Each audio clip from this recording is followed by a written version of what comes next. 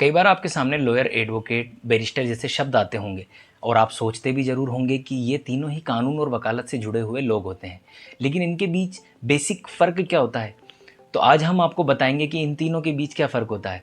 हालांकि बाकी लोगों की तरह मेरी जानकारी भी इस मामले में सीमित ही है, पर इस प्रश्न के सामने आने के बाद इस बारे में ज़्यादा जानने की इच्छा हुई, तो अपनी खोज और ज्ञान आप सबके साथ साझा कर रहा हूँ। सलाम, नमस्ते। मेरा नाम शाहनवाज़ कुरैशी है और आप देख रहे हैं कलम कानून इंसाफ संविधान से जुड़ा हमारा शो वकीलगिरी। तो आइए सबसे पहले जानते हैं कि लॉयर क्या होता है। तो लॉयर एक वर्गीय परिभाषा है। लॉयर वे व्यक्ति होता है जिसके पास लॉ की डिग्री होती है, या एक ऐसा व्यक्ति जो अभी कानून की पढ़ाई कर रहा हो और कानून के क्षेत्र में प्रशिक्षित है और कानूनी मामलों पर सलाह और सहायता प्रदान करता हो। आसान भाषा में कहें तो लॉ ग्रेजुएट, कानून का जानकार, एक ऐसा व्यक्ति जिसने LLB की डिग्री ले ली हो, वो लॉयर बन जाता है।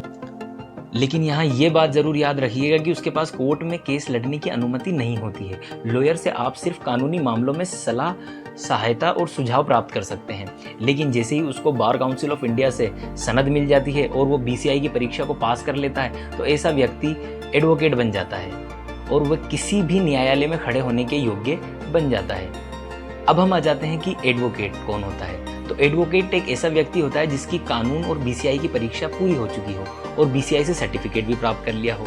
तो एडवोकेट को कोर्ट में केस लड़ने की अनुमति होती है। वह अपने क्लाइंट की तरफ से कोर्ट में उसका पक्ष रखने का अधिकार रखता है।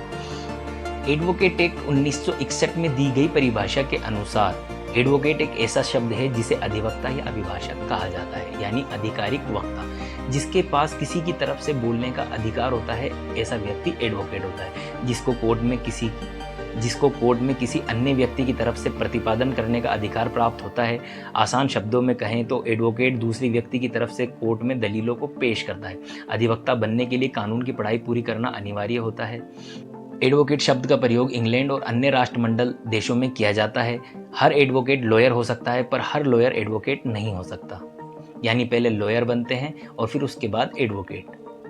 तो हम लॉयर और एडवोकेट के बीच में जो फ़र्क होता है वो तो हम जान ही चुके हैं। अब हम जानते हैं कि बैरिस्टर कौन होता है। तो बैरिस्टर एक ऐसा व्यक्ति होता है जो अपनी कानून की पढ़ाई और डिग्री इंग्लैंड से प्राप्त करता हो, उसको बैरिस्टर कहते हैं।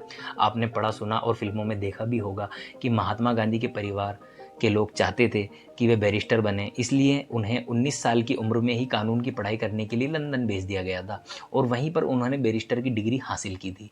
महात्मा गांधी दक्षिण अफ्रीका से भारत बैरिस्टर बनकर ही तो लौटे थे। इससे पता चलता है कि बैरिस्टर एक तरह का वकील ही होता है जो कि अपनी कानून की डिग्री इंग्लैंड से प्राप्त करता है, लेकिन आम न्यायालय में वो अपनी प्रैक्टिस भी कर सकता है। बैरिस्टर एक तरीके का एडवोकेट का ही प्रकार है, बस इसमें फ़र्क इतना सा है कि बैरिस्टर जो है अपनी डिग्री इंग्लैंड से प्राप्त करता है।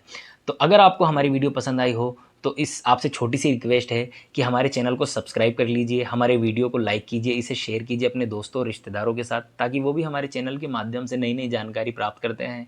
हमें उम्मीद है कि आप सब्सक्राइब का बटन ज़रूर दबाकर हमें सपोर्ट करेंगे ताकि हम अपने आप को अपग्रेड कर सकें।